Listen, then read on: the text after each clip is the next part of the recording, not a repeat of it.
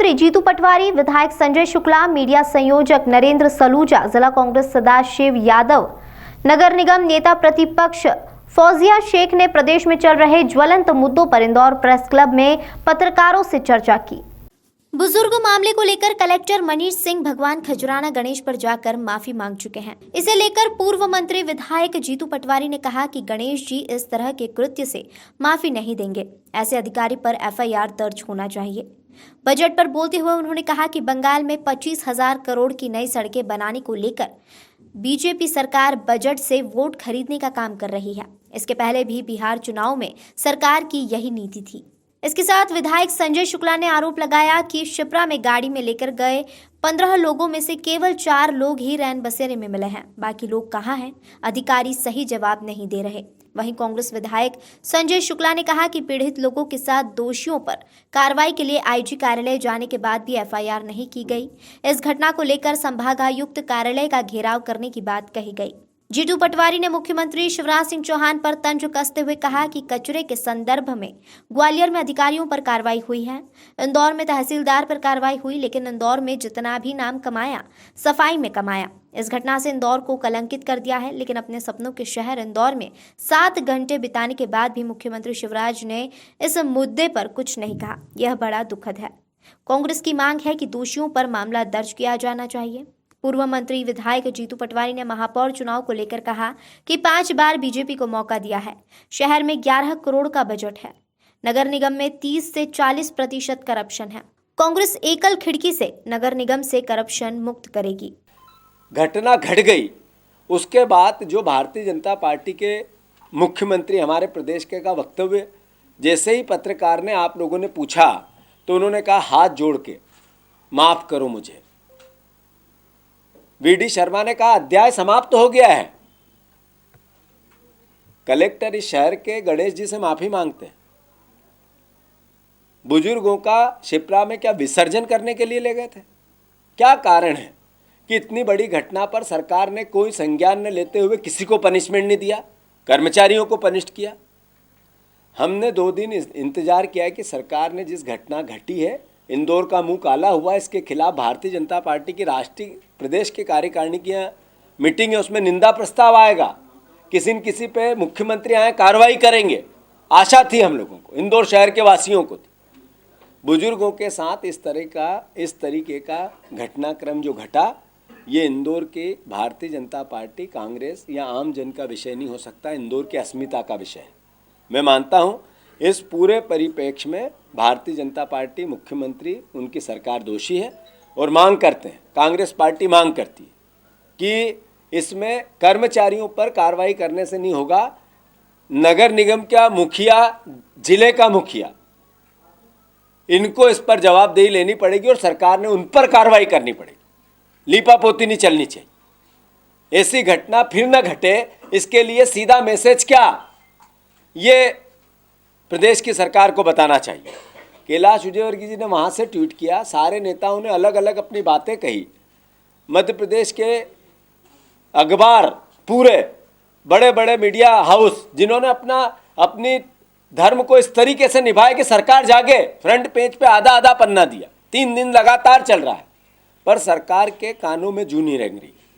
इसकी कांग्रेस पार्टी निंदा करती है और मांग करती है कि जितनी जल्दी हो निगम आयुक्त के खिलाफ कार्रवाई होनी चाहिए, जितनी जल्दी हो इंदौर जिला कलेक्टर के खिलाफ कार्रवाई होनी चाहिए।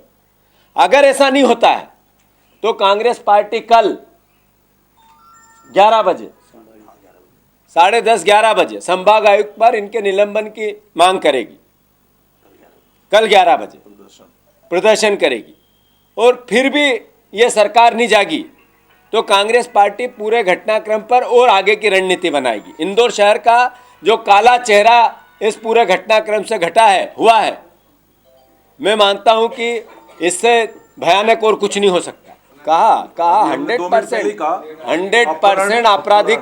देखो, संजय शुक्ला जी ने कहा कि कुछ व्यक्ति मिले, कुछ मिल ही नहीं रहे। इसका मतलब है कि एक व्यक्ति है जिसका तो हर तरीके से कहीं न कहीं परेशानी आ रही है, आप लोग भी उसको, मीडिया भी उठा रही है, तो अल्टीमेटली ये घटना आपराधिक प्रकरण जैसी ही है। तो आपराधिक प्रकरण दर्ज होना चाहिए। कर्मचारी के साथ साथ वो व्यक्ति जो इंचार्ज है वो भी आना चाहिए, जो इसकी जिम्मेवारी जिसकी सब पे है वो भी आना चाहिए, और सरकार ने इस पूरी प्रोसेस में ध्यान देना चाहिए।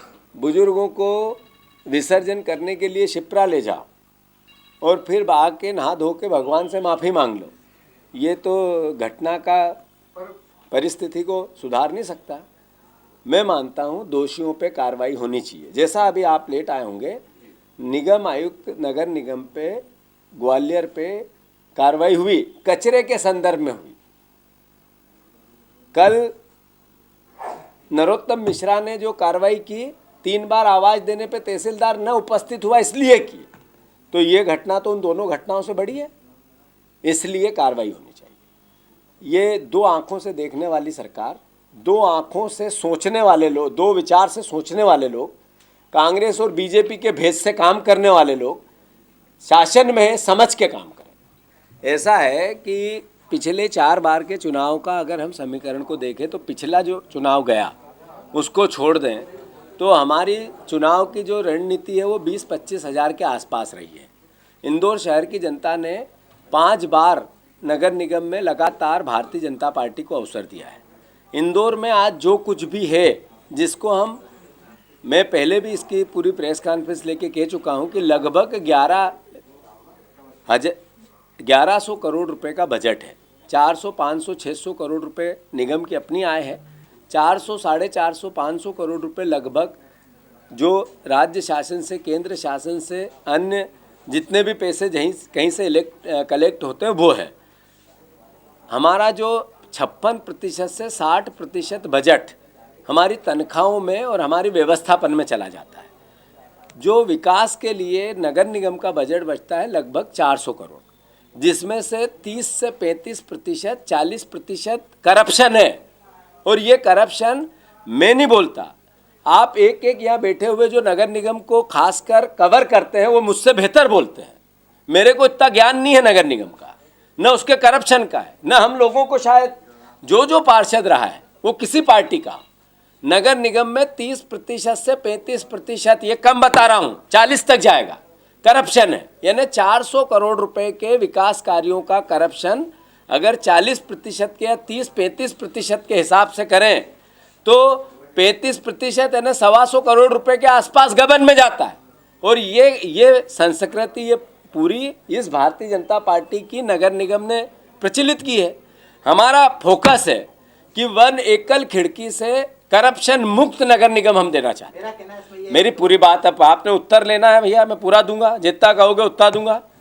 मेरा आपसे अनुरोध है, इस बार हम नए सपने लेके जा रहे हैं, नया इंदौर बनाने जा रहे हैं। 50 साल, 40 साल, 30 साल तक इंदौर कैसा, उसका रोड मैप बनाने जा रहे हैं।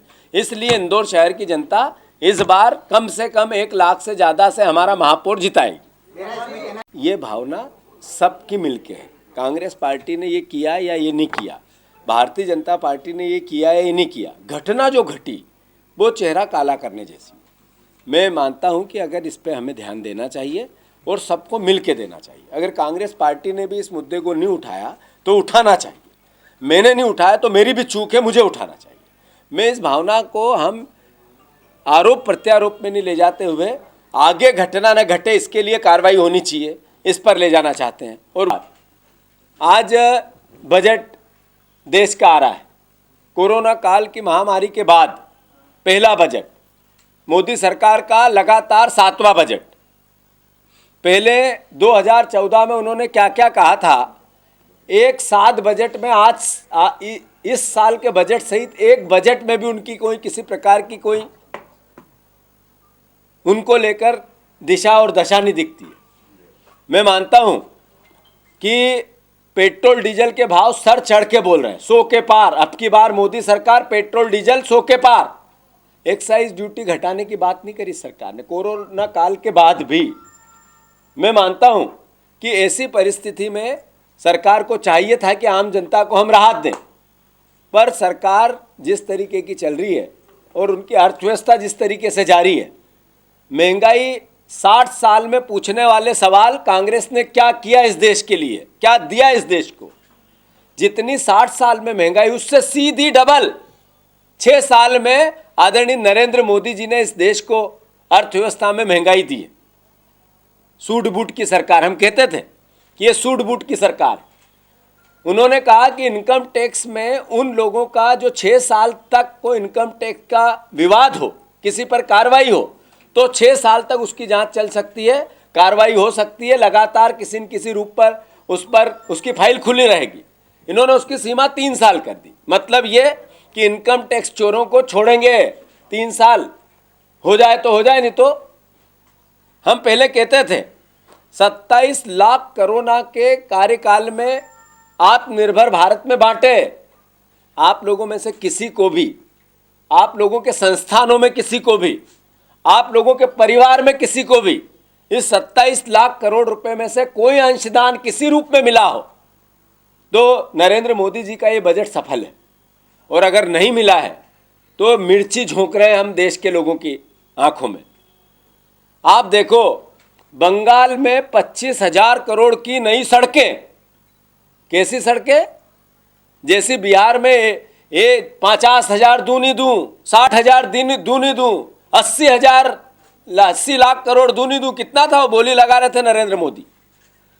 जिस बोली का बिहार चुनाव से पहले बोली लगाकर वोट लेने की कोशिश की, वैसा ही बिहार में, बंगाल में ये प्रयास हो रहा है, बजट से वोट खरीदना। इस सरकार की नई नीति बनी है। मैं मानता हूं कि बजट के अंदर उन्होंने कहा इनकम क्या है, बजट में पैसा कहां से आएगा, तो उन्होंने कहा कि 1,75,000 करोड़ विनिवेश के माध्यम से आएगा। मतलब जो संस्थान है, सरकारी उपक्रम है, पहले बेच दिए 7 लाख करोड़ रुपए के, अब 1,75,000 करोड़ रुपए के और बेचेंगे। और उसमें LIC में, पब्लिक सेक्टर में शेयर निकालेंगे। LIC जिसमें सबसे ज्यादा भरोसा था इस देश के परिवारजनों का, नौकरी पेशा लोगों का।